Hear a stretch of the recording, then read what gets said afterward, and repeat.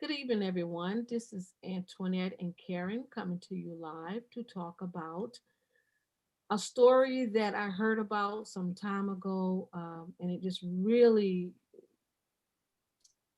broke my heart to hear the story. But I know that when we're doing genealogy research, we never know what we're going to find. The Hammondee Green story. Hammondee lived in St.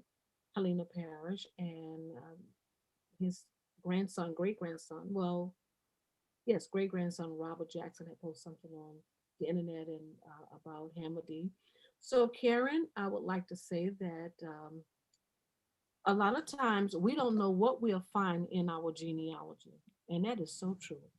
And so, I would just like to say that in researching our family history, everybody have a different story. Everybody have a different narrative about what their family history looks like and could be. So I am very excited to have some of the members come on to talk about the family history and what they found in their family history. So just give me 1 minute to. All right, here we go. Um, we're waiting for Mr. Green's only living sibling to join us. And then she joined us to talk about her brother and what happened that night. After that, I'll bring on his sister, well, I'm sorry, his granddaughter to share the history with us. And so, Hammondee Green, let's bring up something.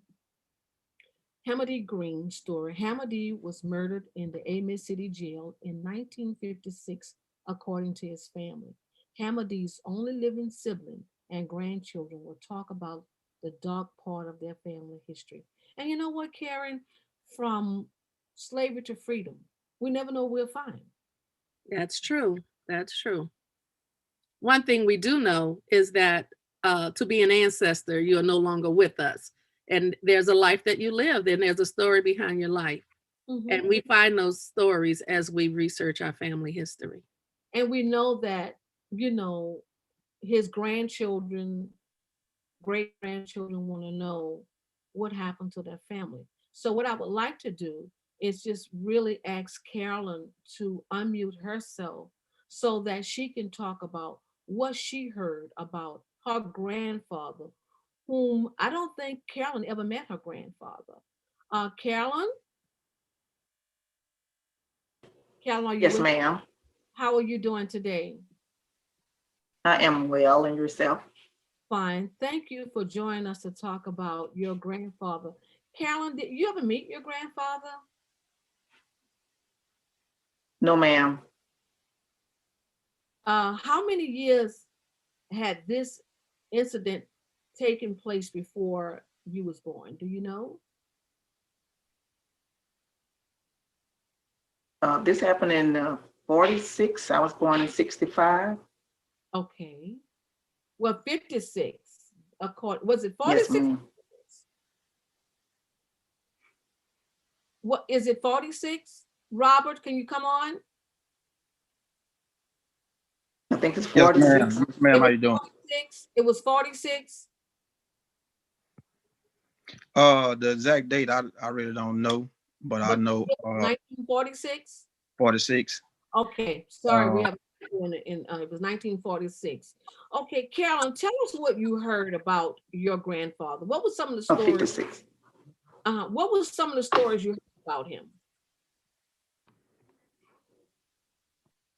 Well, I was told by my great grandmother, which is Ella Green, she's deceased now, and my aunt Bertha, she's still living, that my grandfather had went into the army, and he was on discharge from the army, not discharge, he was out for a furlough or something. Anyway, he got into an argument with the lady at a cleaners out here in Amite, and the lady was a white lady. I was told she was white, and well, predominantly all of them were white in the cleaners. And she said something to my grandfather, and he said something back to her, and she told the policeman um, that he said something to her, something to that effect. I can't remember exactly what it was, and that's how it all started. So he wasn't supposed to talk back to my understanding. He was supposed to talk back to the lady, and he did, and that's where it began. Mm, Hmm. And he had served in the military as well. Yes, ma'am. Okay. Um, and you heard those stories all your life about your grandfather. Yes, ma'am. Yes, ma'am. Horrible, Okay. We horrible do story. have we do have join us Adolphus Green. He's joined us. Now tell me, what relationship is Adolphus Green to you? Adolphus is my second cousin, he's my mom's first cousin. Okay. Was he His there? mother and my mother's father, his sisters and brother. Yes, ma'am. He remembers the story well. He knows he was there. He was 13. I think he said 12 or 13 when it happened. He told us the story too. Okay. So let's see if we can bring him on. Hello, Adolphus. Adolphus, would you please unmute yourself?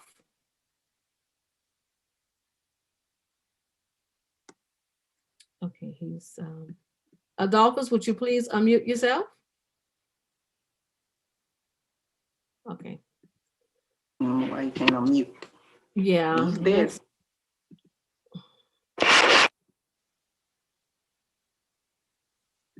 okay. Adolphus, let's go back to Robert because Adolphus is muted and I've asked him to unmute himself.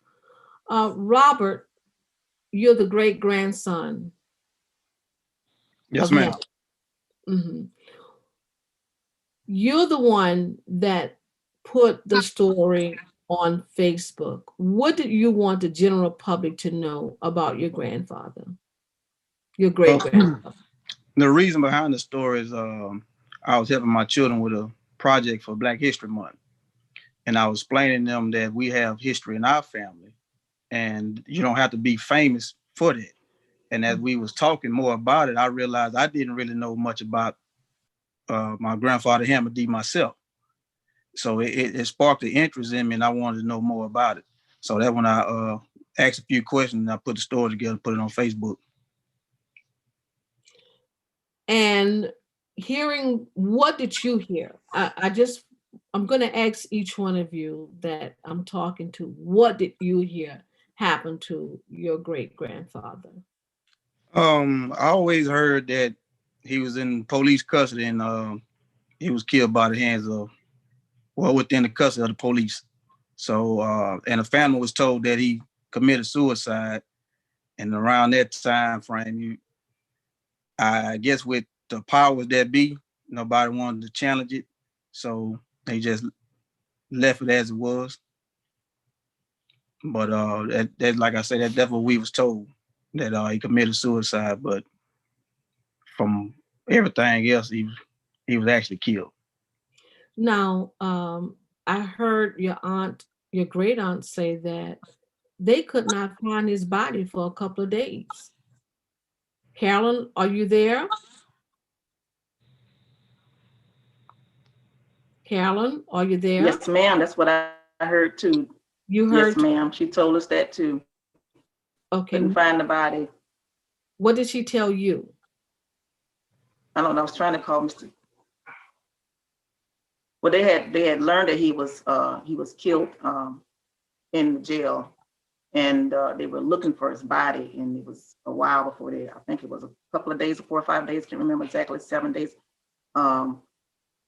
before the body had turned up, and my cousin Hop and my uncle, they went down. Uncle Roosevelt and Uncle Percy.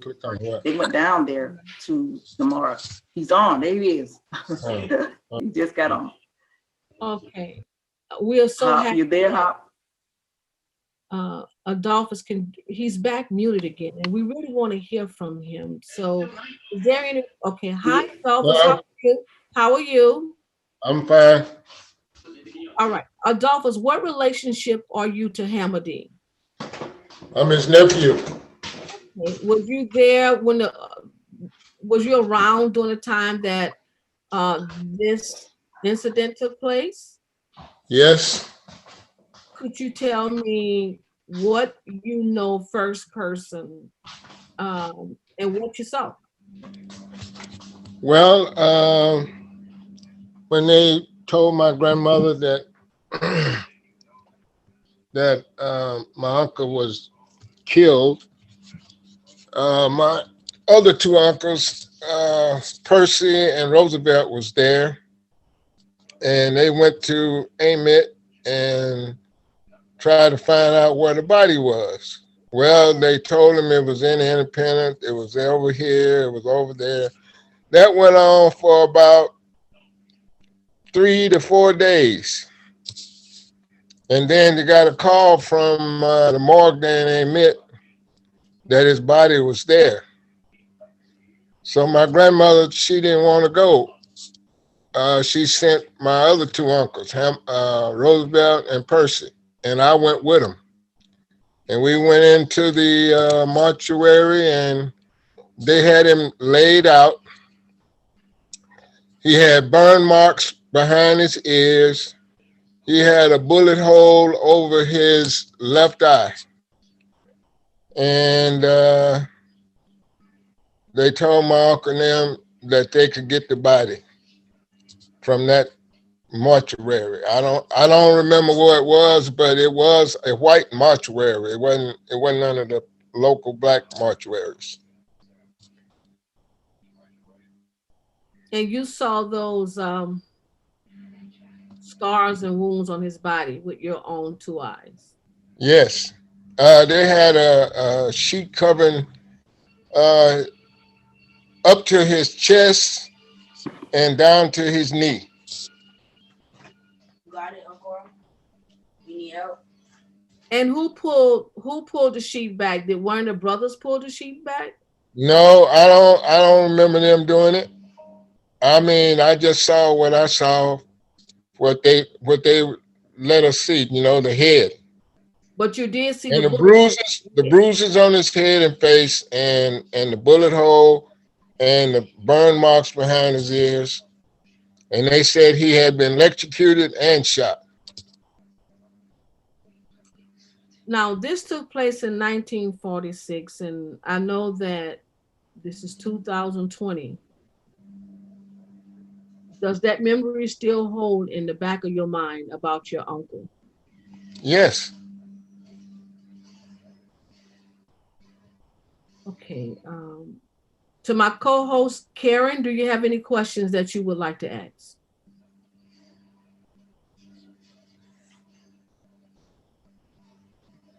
Karen? Yes, Adolphus.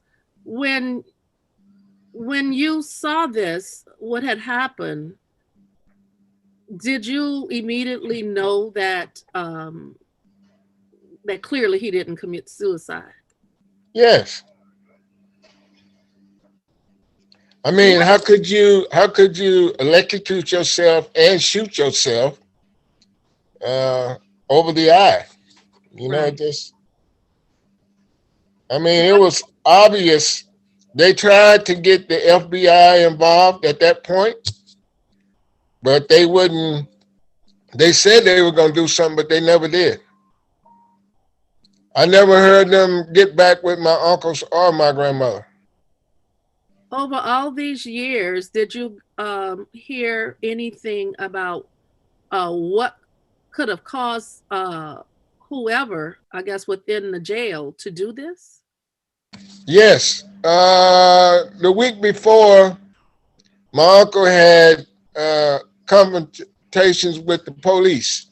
And in actuality, he beat up about 5 of them in the middle of the street because they were chasing him.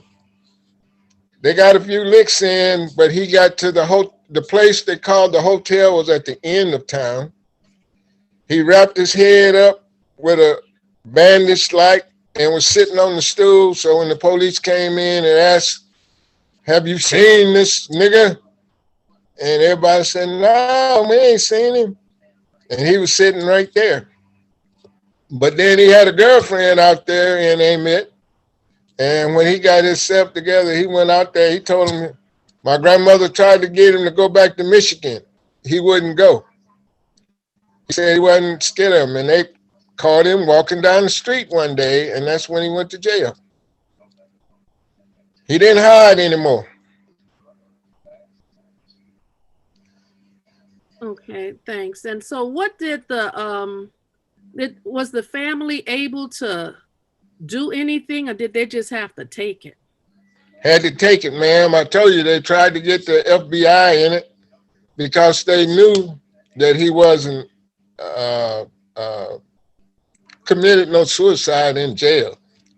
You know, I mean, what would he have gotten the gun? What would he have this electric stuff? Because when my uncles and them asked, they asked about the burns, and that mortician said it was from an electrical shock. Mm, So he was electrocuted. They tortured him. That's what they did. They tortured him. Now they got stories out about he didn't have any genitals left and all of that. I didn't see that. I didn't hear that conversation. So I don't know. I just remember what I saw and what happened when we went to identify the body.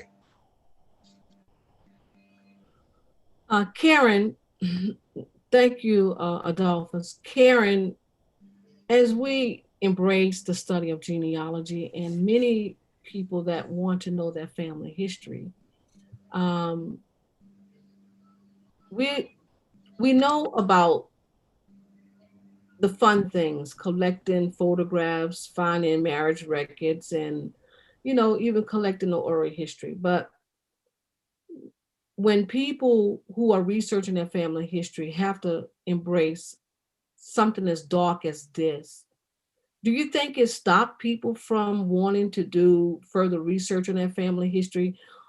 Do you think it's too painful? That's why they don't want to go any further with it, Karen? I think no doubt it is painful, and we find all the time where there elders in the family will say, well, you just need to leave that alone, or some things are just best that we don't talk about it. And I think it's because they know that we have these kinds of painful stories in our history. I mean, look, it's happening to people today. Mm-hmm. What happened to Hammondee is very much like what is happening right here before our very eyes, often caught on camera. um but our elders, they have lived in many ways a much more painful life than we have lived, and for things that they know they can't do anything about, many times they just want to just let's just leave it alone, because also they don't want young people in today's world to go after somebody for it you know Mm-hmm. Hmm. Hammondee, did you all ever hear anybody talk about let's not talk about it, just leave it alone? Adult. Hammondee. She wouldn't. My grandmother wouldn't let my uncles and them get involved in retaliation, nothing like that. She was, she was a God fearing woman, and she would not let them get in more trouble with the people out there in Amite. She told them to leave it alone. God was gonna take care of it. But then my uncles, uh, Roosevelt and Percy, they went to the FBI and tried to get them to investigate and do their part. They said they would, but they never came back. Well, you're dealing with the FBI in the same state and in the same city that it all happened in. So, they was all in cahoots. That's the way I saw it. Mhm. That's the way it turned out. Because nothing was ever done. I mean, it was pursued way back. My cousin Joyce and them, after years of it, they tried to get the FBI to tell them, what they investigated, what they came up with, and they never did get anything out of it either. Robert, Oh, um, is this the first time that the story is really being talked about or written about in any of the media since it has happened? Yes, ma'am. It's the first time that I know of. I mean, outside of when he put it in a newspaper for just death. So did you find it in a newspaper? Um, I don't remember finding it. I remember just the death certificate once we did find it. That's the only part I remember. And like I say, far as everything else, this is actually the first time it actually got out this for outside of family members to actually speak about it. This picture here, I remember taking this picture at the memorial um, for him, and this picture speaks volumes to me. First of all, this is Miss Bertha, his only living sibling that's left, Karen. And it was during Black History Month that the family wanted to honor the memory of Hammondee Green. This is a man that went off to fight in the military, and she has the flag right there. And I don't know how that flag ended up being there that day. Carolyn or Robert, do you remember how did that happen? I, My daughter, I think, voted. Okay.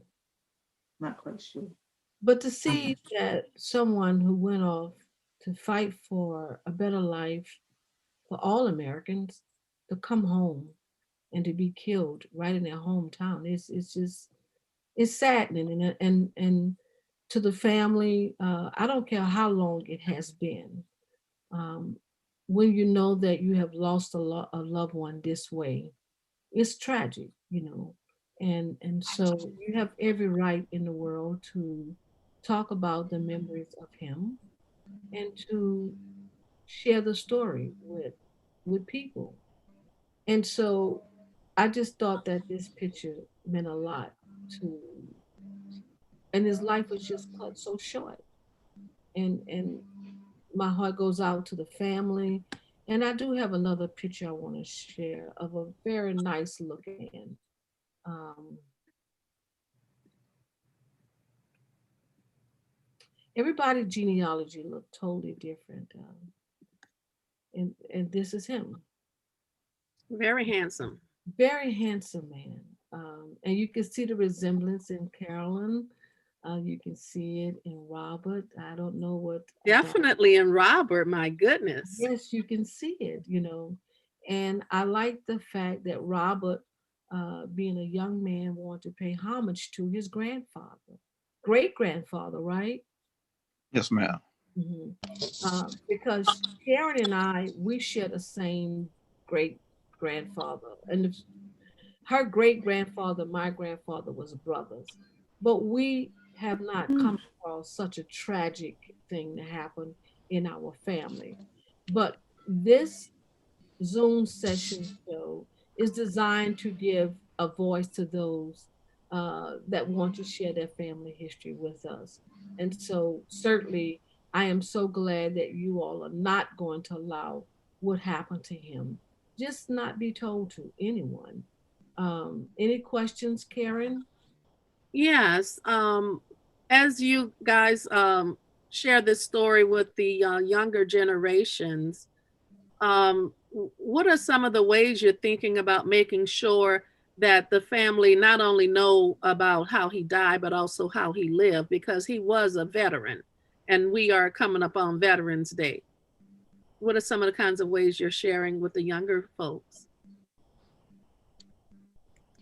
Well, I guess my uncle was a very sharp dresser, and when he came back from Michigan, he went and stayed a while in Michigan with my other uncle Jesse, the one they both went into the military at the same time. They had a picture of both of them together. But he was a very sharp dresser, and when he came back, he wasn't the one to take the boy and all that from the whites. So they didn't like that. They call him uppity and all of that. But and I can understand how he felt because when I came back from Vietnam myself, uh, you get a different feeling about who you are and what you represent. So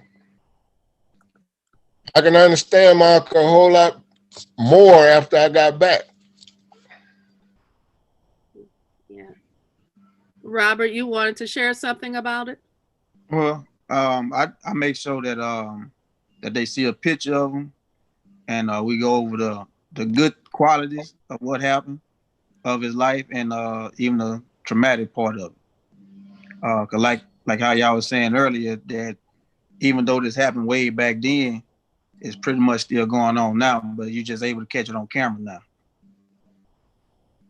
Yes.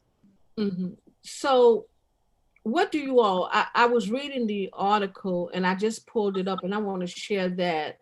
Okay, justice. The family wants justice for Hammondee Green, for an African American World War II veteran who was beaten, murdered in 1956, which should be 1946. Um, what do you all want to see? And that is open for Carolyn, for Adolphus, and Robert. That's that's the right date. It was 56. It was 56. Okay, Yes, ma'am. all right. Um, Discharged in 46. Yeah. oh, he was discharged in 1946. So, what do you all want to see? What type of justice are you looking for? Well, it's to the point now I that would like. no, you can go ahead. Someone, Well, it's been over several years now. I would love to see somebody pay for what was done to him. I mean, most of them probably deceased themselves, but at least let the story be told. Uh, that's what I would like to see. I mean, we can't get the people who did it. Probably won't be able to. Probably won't be able to find any records of it now. Let's get the story out. Robert, and you were saying, That's pretty much the same thing I was gonna say. That the story be told and told right. Because everybody that say it's two sides to a story, but it was only one death, and that death affected our family. it's So that's still affecting your family. right.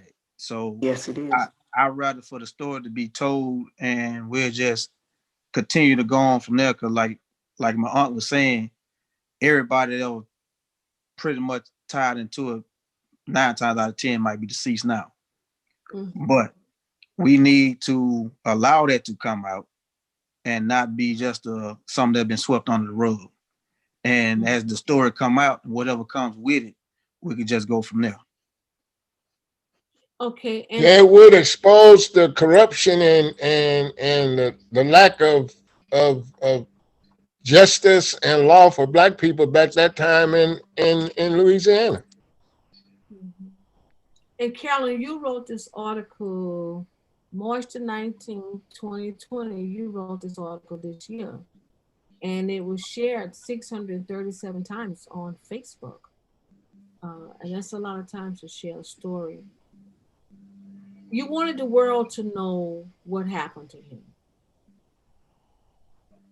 And Yes. I can see on your face now, are you feeling some relief that at least the story is in the media and it has a chance to be told through documentaries, through other writings, um, the Hammondee Green story?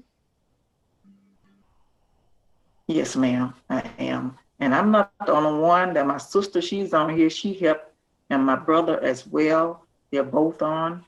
They helped me with the article as well. So I don't know if she wants to say anything. Sharon and Spencer's there with her as well. Who's there with her? Sharon? Spencer. Yeah. Is there anything you want to share, Sharon?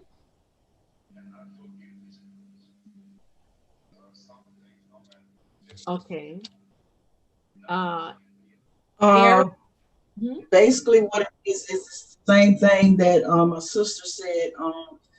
We just want to know because the story has been told, uh, and my mother has always told me the story. And when she told me the story, it's like you like someone actually heard him in the woods when this happened. Right. That he was taken into the woods and killed. So that's a part of the story that was told to me, and that was from my mother, which that was her father. And that's the part of the story that she always told me. And it just sticks in my head every time anything comes up about him. So we really want to know what really happened. Don't hide it. It was corruption. We want to know, and we have the right to know. Sharon, you say your mother told you that he was taken out of jail to the woods. I heard you all tell me that in an interview that I had with you all. Yes. That someone heard him screaming and hollering. Is that correct? That your mother told you that? Yes. She said it was a lady. I don't know who the lady was, but she said it was a white lady on her way to work early in the morning. And she said she could hear him out in the woods screaming and hollering. And that's where I got that part from, because my mother said that he was castrated and it was put in his mouth. Okay, so that would be his daughter saying that's what happened to him. Right. That's the story she told us. How did he get from the jail, supposedly the jail, to the mortuary? He had been moved. He was moved several times after they had said that he was dead. My grandmother didn't contact her for several days. It was from this mortuary to that mortuary to that mortuary, because they didn't want her to see how they had did him. They didn't just kill him and then put him in the mortuary and say, hey, y'all come and get him. They moved him around. They moved the body around for several days before they let my uncle come and get him. Does anyone know if once he was brought to the final mortuary before he was buried, were they able to confirm the brutalization that had happened based on, you have the stories, but was you hear this? Go ahead. No, that's Carolyn talking. We need to ask her to put herself on mute. Okay. So I was just wondering if the families, the funeral home that the family chose to use, did that funeral home confirm the damage that was done to his body? Well, I can pull up that certificate right now. So go ahead and continue talking. Let me just pull up his Facebook page. And so go ahead, continue talking. Okay. Does anyone know what the family's mortuary mortician funeral director had to say? Okay, here's the I don't remember that. All right, if everybody can see the death certificate, what it says is that the cause of death is unknown, but they do have him down for drunk and fighting. Wow. So that's a fabricated death certificate. Yes. The damage I saw to my uncle was, like I said, he had a bullet hole and he had burns behind his ears, and that would stay with me until I go to my grave. And ain't nothing about no unknown. But I can tell you this, when they let us saw the body, I don't know who saw it before we saw it, but they might have castrated him, but his genitals was not in his mouth when we went to the mortuary. Okay, so N.A. James Funeral Home end up having a body in Hammond, Louisiana. I see that.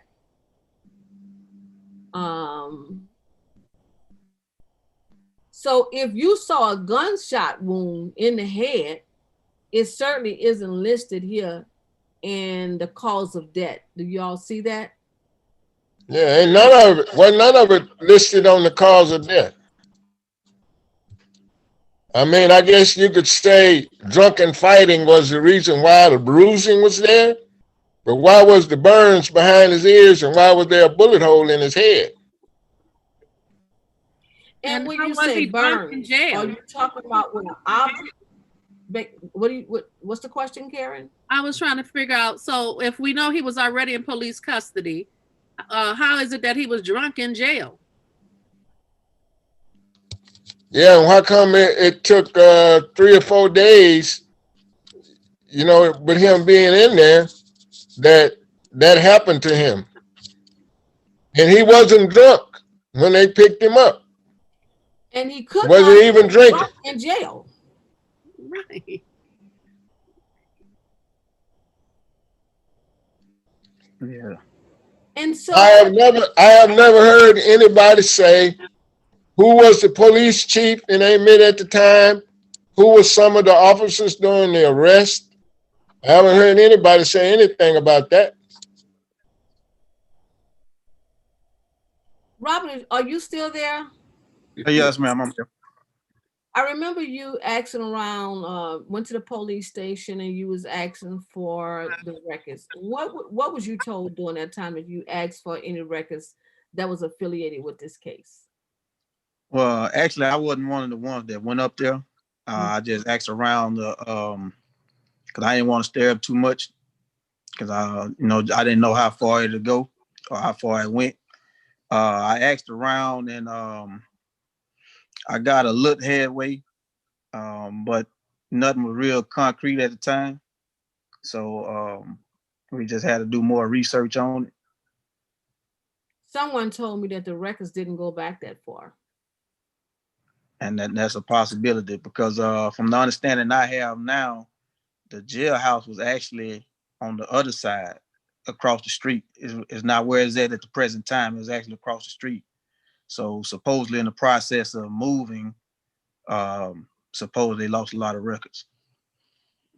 Antoinette, someone from the live chat wants to know, why was he arrested? You see where that fighting is down there? He had beat up a couple of policemen. He was very good with his hands. Very good.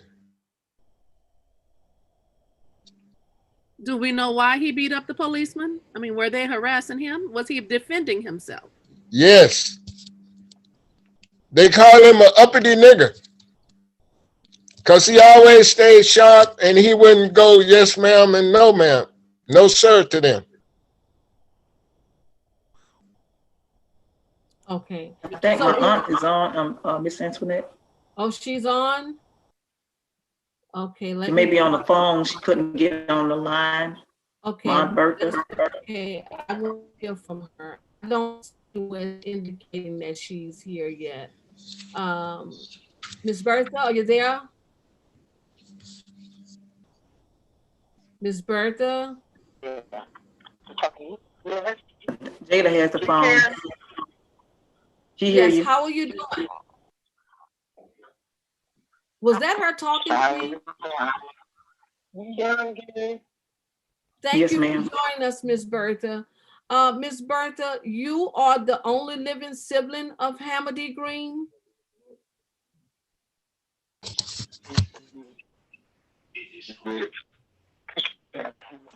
Can you?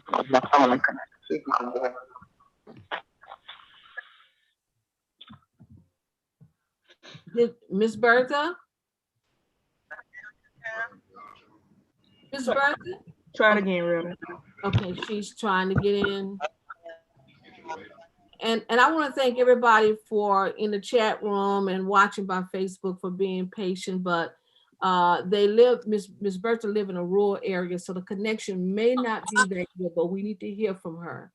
And let me know when she's available, everyone. I'll be happy to bring her in. Is she on the phone with one of her children, grandkids? Well, her daughter. Okay. Miss Bertha? I got another phone. I'm trying to get in. Hold on. Okay, all right.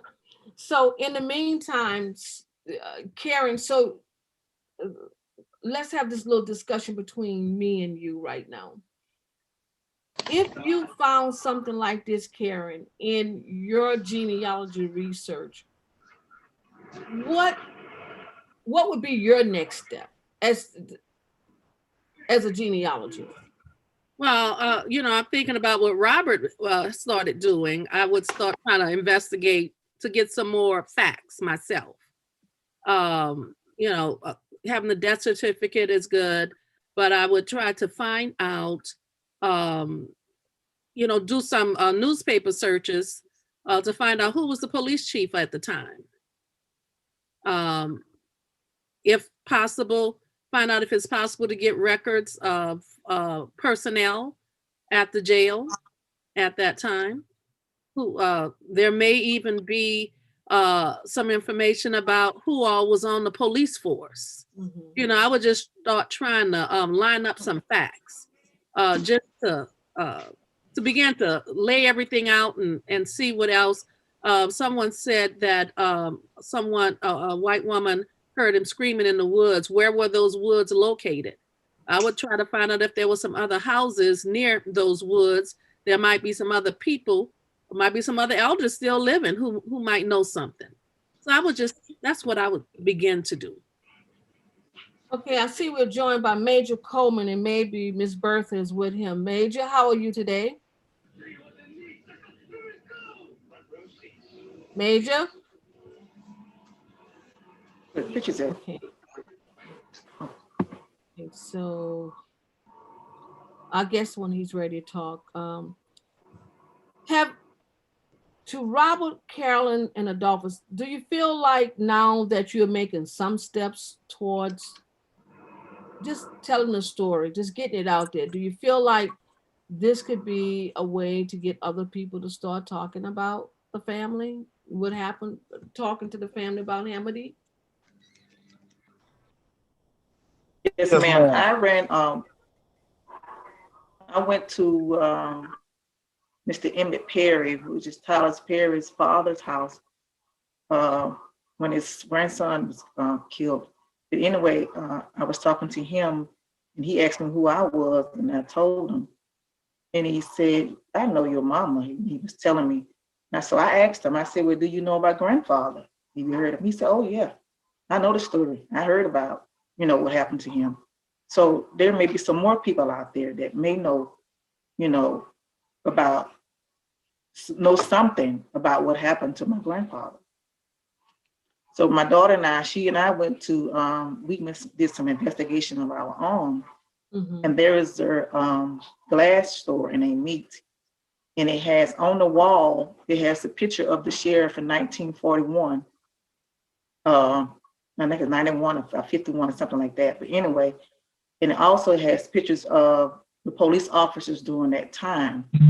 So she and I did some research ourselves to see if maybe this could have been the guy, this this sheriff, maybe he could have been the the sheriff during that time. So we asked a person in there how long he was the sheriff, and he told us about 7 years. So that was close to the time when my father got killed. My grandfather got killed. Grandfather. Mm-hmm. Mm-hmm. So we took a picture of Okay. it, and she has a picture on her camera. Okay. Hey, we got Miss Bertha in now if they want to talk to her. Okay. Hi, Miss Bertha. How are you? I'm good. How are you? I am doing fine. Thank you for joining us in this segment of our Zoom session to talk about your brother. Miss Bertha, how old was you when Hammondee was killed? Really can't say. Was you grown? Yes, yeah. Mhm.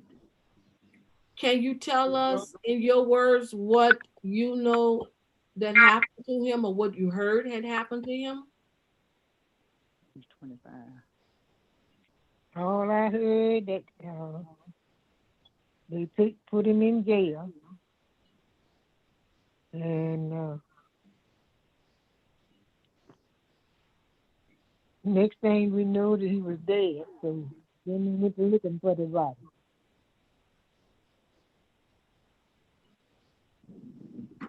How many siblings did you have in total?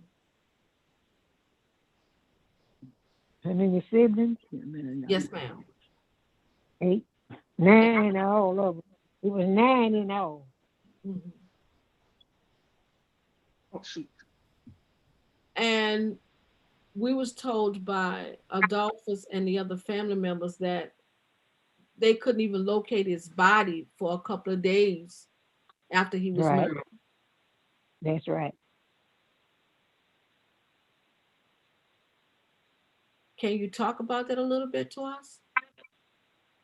I didn't know too much to say about it. All I know, they was looking for the body till they found it. That's all I know. Did What was you? happening in the family over those period of days as they were looking for him? What was going on in the, what were family members saying, feeling, thinking? Well, that's hard to say.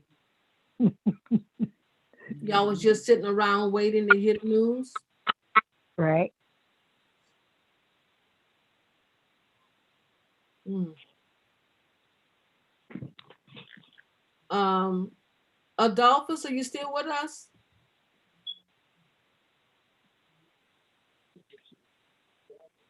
Adolphus?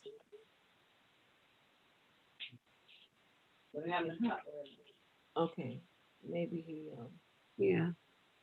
he's not there. Yes, I'm still here. Okay, Adolphus, was you there during the time that the family was waiting for to find what happened to his body? Was you at the house at that time? Yeah, I was at my grandmother's house. Yes. What was that like? Like Karen just said, can you explain what that period was? Well, it was a lot of, I can say, anxiety at the time. Everybody was in an uproar except my grandmother. She kept everybody, you know, uh, I can say she kept everybody in check about it. And they just, my uncle Percy and Roosevelt, they were the leading men that went around looking, asking. And they was trying to find him. And like I said, they moved the body several times before they finally let it be. I don't even remember the name of the mortuary at the time, but I know it was a white mortuary.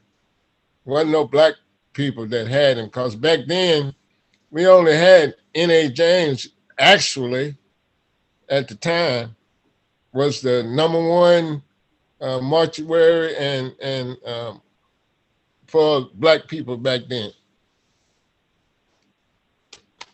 So they would come and say, well, he's in Independent, and then they try to go, and then they say, well, no, we don't have the body down here. So like I said, it took several days before they finally came up with it. And when you say they would say that, do you know what was it? People from what? Who would say that? I mean, I know you don't know, you may not know their names, Well, but they would ask the police, and they said, well, so and so got the body, and mm-hmm, then they would check, and then that wasn't the case. mm-hmm. So y'all got the runaround about the body. Yep, for several days. Did they ever give a reason for moving him from one place to the next? I couldn't tell you, ma'am, honestly, but I believe it because of the condition of the body. They didn't want the family to see him in the early stages, when they had just finished with him. Mm. Now that's my own opinion, the reason why they gave him the runaround. And that's why they got the FBI involved. I've never heard of them giving an explanation of what they found either and who they questioned. Or if anybody was questioned. Yes. Wow. Do you remember the funeral? Do you remember attending the funeral? Who, me? Yes. Very vaguely, ma'am. Very vaguely. You remember the family? Do you remember the family? Robert, Mm-hmm. Once You're they come hearing all of loose, this from your great aunt, your aunt, your cousin, all these things, all these different stories that you're hearing about your grandfather. What are you thinking right now? Well, right now it's it's very heavy. You know, it's because we making leeway, but we still stuck in the same spot. And I don't want to use the word hate, because hate is a strong word, but it's a strong dislike towards the situation that it had to be something that happened to him, to a family member of mine, and it's just, you know, it's hurtful. So even once we do get justice or whatnot, it's a hurtful thing to go through, for anybody to have to go through. And I had to grow up without seeing my great grandfather. Only thing I ever heard was stories. I had a few family members say, you know, we favor him, or we have some of his mannerisms and things like that of that nature, but I never had a chance to experience that for myself. Well, nurturing our roots from slavery to freedom is all in between. And in between that um, is everything that happens to someone's family members. And when people start talking about their ancestors, you want to know. Karen and I had one great uh, uncle to die by murder, but we haven't really. I've heard different stories, but we just finally got a death record a couple of months, a couple of weeks ago. But like your family, we want to know what happened. We want to know everything that involves the story because this is somebody's life that we're talking about. And to think about this man dressed in his uniform, dressed in his uniform, serving his country, then come back home to his hometown and be killed by law enforcement, as you all have said, and with no explanation. I know that's a hard. There's no way that you can not feel something, think something, and not because if you don't do anything, if you don't tell the story, then those coming behind you would never know, anything about Hammondee.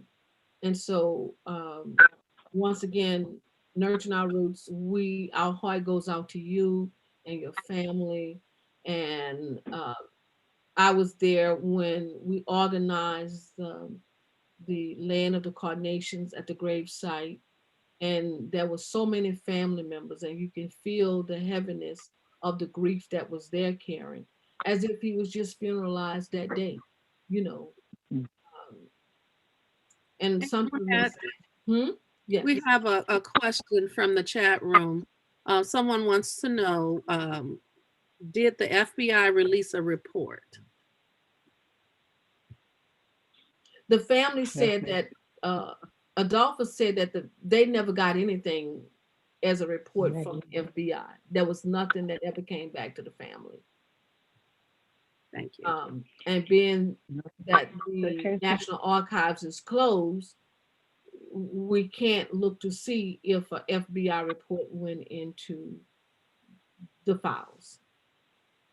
Is that coming from the chat, from Facebook, or From YouTube? From YouTube. Okay. Yes. All right. And so we hope that because you all are sharing these stories, that someone would probably want to do an investigation, hopefully, a larger story on it. And this is a great way to get it out there in hopes that someone would want to uh, do a further study on what happened to Hammondee Green. Any questions or comments, Karen? No, that was the last question. In the chat room, people are basically saying it's clearly a cover up. Yeah, it's clearly a cover up. Oh, one person also said that it might be a good idea to inventory the neighbors for names possible so to possibly identify the woman who heard the screaming. But because I guess they don't know where in the woods they took him, Hmm. that's is so complicated because they don't know where they took him. Mhm. And this is one way to get your story out, Robert, and to the rest of the family is to um, tell the story. You know, tell the story everywhere you go. Find ways to tell it to get it out there, um, because this is your ancestor, and like you said, like Carolyn said when she first came on, you have a right to know. Anyone would want to know what happened to their family, um, and especially having one sister left. And also coming from the chat room, they're saying that you could file a Freedom of Information Act with the FBI. That way you could see if they even seriously looked into it, if there was any kind of report that they produce internally, a Freedom of Information request. Oh, let me write that down too. So we need to write that down. Mhm. Because I would see this as a cold case, and people investigate cold cases all the time, and there's just some steps that need to be taken. And And what was that again? A freedom of what? a FOIA, a Freedom of Information Act request, Mm-hmm. FOIA, FOIA. And there may be some expert investigators who might see this online and have more recommendations, or may take some interest in investigating this as a cold case. Yeah, it's really sad. I mean, and as you said, Karen, it's happening today. You know, it's happening today, but it has touched home now. When something like this happened and is swept under the rug, it touched home. Um, Yeah. I think the Coleman family and I have been talking about this story. It's been about a year, right, Robert? Yes, ma'am. It's been about a year. Hmm. It really makes me think of the Sandra Bland story. Yeah. She died in jail. They trying to say it was suicide. Hmm. To the Coleman family, to the Jackson family, and to Carolyn Griffin, I would say to all of you all, just keep telling it. Um, and if there's anybody, Karen, could you please type this in that chat room? If anybody know of anyone that can do a larger story, could they please contact us? If they have Okay. access to any other forms of media that can help tell the Hammondee Green story. Would that be okay with the family? Yeah, I don't see a problem with it. Okay. Yes, ma'am. Mhm. I Adolphus? agree. Okay. Adolphus, are you there? Yes, ma'am. If anyone, because you was there in the first party, you was there and you was 13 years old. If there's anyone that would like to interview you, would you be available for them to interview? Yes, ma'am. Okay. And I'm more than sure the grandchildren will be there. Mhm. Any other questions and comments coming out of the chat? No, no other ones. Someone Okay. else just said, absolutely, it reminds me of the Sandra Bland story. Yeah. Mhm. Mhm. And so to the family, you have to keep telling his story, you know, just keep telling it. And if anybody would like to follow them on Facebook, the Facebook page is the Hammondee Green story. And so please follow them on Facebook. And if there's anyone that have any connections to help get radio interviews for the story, a newspaper article on the story, or someone that may work in the civil rights attorney. Sometimes those colleges have uh, students that's practicing law are going to be lawyers that would take civil rights cases like this. We certainly welcome that because this family definitely want closure. If there's ever such thing as closure, because I believe that when a person loses a loved one, there is no closure. You always feel that void and that emptiness of the family not being there. But I don't want you all to dismiss yourselves right now. I just want me and Karen to go back and forth. So if everybody can just put yourself on mute while Karen and I sort of like discuss some things from a genealogical um, um, standpoint on this subject. So, Karen, as you see that many people who will research their family history will find some very haunting things in their family, and I know that a lot of families do not want to touch genealogy because it's too hurtful. And Miss Bertha, who's in her 80s, I'm so happy that she is with us. Her mind is sound.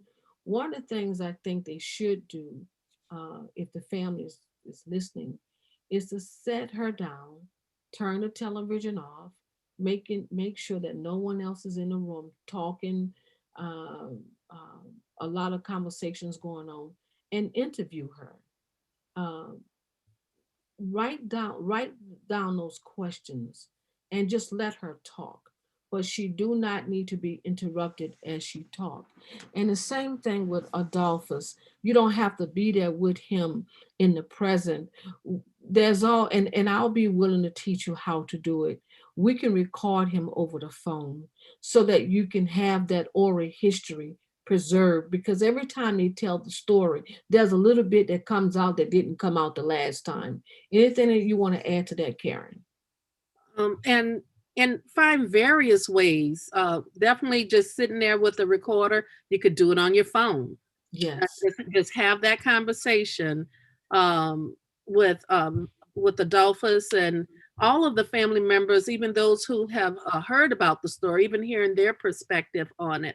But certainly from Miss Bertha and Adolphus, and even you, Robert, as you talk about how you got into sharing this story, because Mhm. all of this is about documenting the family history.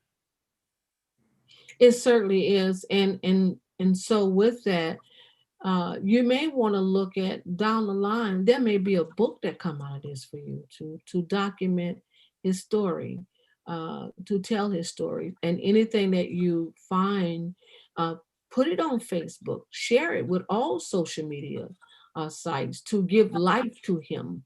Although he's deceased, give life to the story.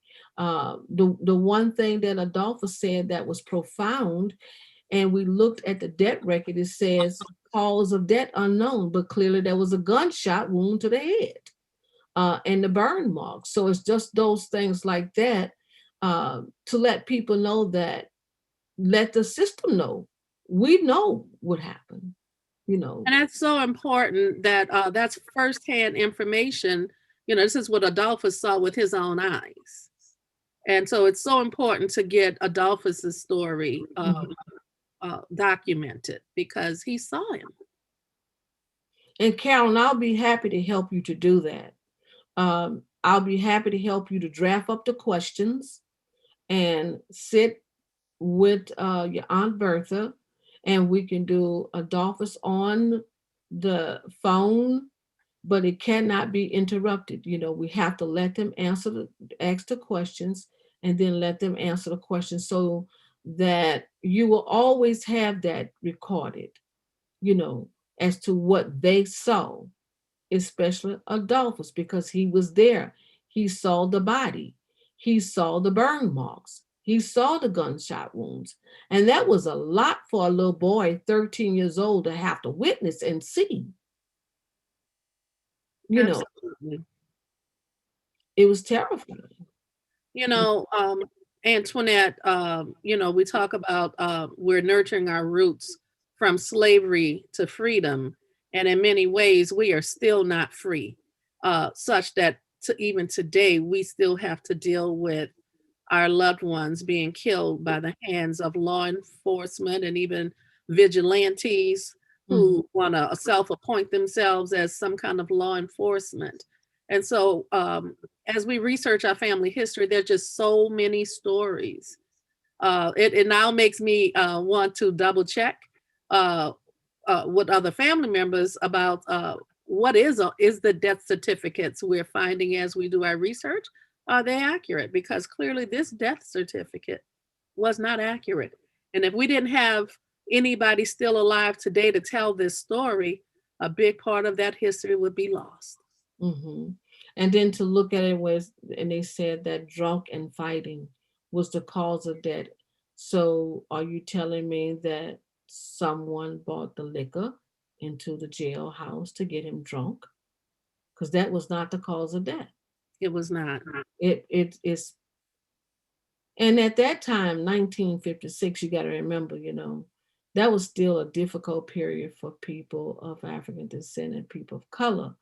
The family was really going up against a system that was designed to stick together in the face of this type of adversity for this family, you know.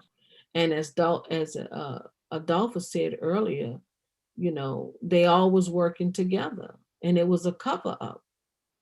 Yeah, that was very clear because whoever signed that death certificate participated in that cover up.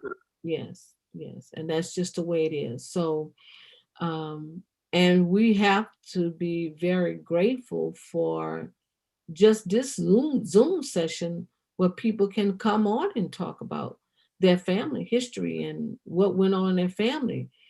Because I'm more than sure we'll probably talk to people in the future who had family members that was lynched, different things. And so, uh, Karen, you said it best. That's why a lot of the older people do not like to talk about things. Um, and so while Miss Bertha mind is sound, it's the best time to talk to her Absolutely. and to get those stories. So, Carolyn, I'll be happy to help you formulate the questions that would be pertained to Hammondee and get those questions to him, to you and Adolphus, so that um, we can definitely learn more about the case. And Antoinette, I think we should let everybody know that, we're going to be here every Tuesday. If they, Mhm. they can get with us if they have a story of their family history that they want to share. And I also want to remind people to subscribe to the channel so they don't miss any of the shows, since we're going to be coming on every Tuesday. And you can hit the little bell to get notified of when this show is about to come on. Mhm. And unlike most shows that help people find their family history, this is the oral history um, that the family is telling. The oral history is very important. And so I would certainly say that um, we don't look for the dark part of the history, the family history, but it is there. It is there because, Karen, when you think about it, when we look at the census, starting at 1940 and working our way back to 1870, but the periods that we're talking about is the 50s and the 60s. And so the 50s and the 60s, we're going to depend more upon oral history to tie those ends, the history in, because there's not that much written document on the history of anyone looking for their family history uh, after 1940. And that's why we got the holidays coming up. Everybody should be interviewing their elders. Don't let this holiday season go by without interviewing and recording your interview with an elder or more, several. And when Hammondee was murdered, um, my mom Was born in 1940. She was 16 years old when this story took place. 4 years later, I come along, you know. Um, and I know if it was my grandfather, I would be doing just what this family is doing right now. I would Absolutely. tell Jasper Harrell's families, I would tell Jasper Harrell Senior's story everywhere I go if this happened to one of my family members. And do not let anybody take that right away. They took away Hammondee, but don't let anyone take away the right to tell your story. Absolutely. All right. So we want to thank each of you for sharing with us. I think we got some great tips out of the chat room. And Yes. I think at this point, Carolyn, uh, getting that report from the Freedom of Information Act, that's very important to do that. And also, so you have a plan of action now. And that plan of action is to interview Adolphus and Miss Bertha with some direct questions. Um, and we also can look at going to the jailhouse and finding out once again if there's any reports there, and look in the newspaper and see if in that year if there's anything that shows up in that year. But since it's drunk and fighting, you really want to see if it's going to match up with what they say in the newspaper as well as on the death certificate. So, to everyone that joined us tonight, thank you all. And I would like to say to the viewers out there, if you have a story that you would like to share with Karen and I, right here on Nurturing Our Roots from Slavery to Freedom, every Tuesday night at 7 o'clock, we're here to talk about family history. But once again, we do want to say that it genealogy is not a hobby. It is certainly a right to know your family history. And not all family history is beautiful. There is the good, there's the ugly, there's the bad. But after all, it is family history. So to the Griffins, the Colemans, the Greens, and also all the grandchildren and great grandchildren, thank you for sharing your story right here on Nurturing Our Roots with Karen and I. Thank you. All right. Good night, everyone. Good night. Night.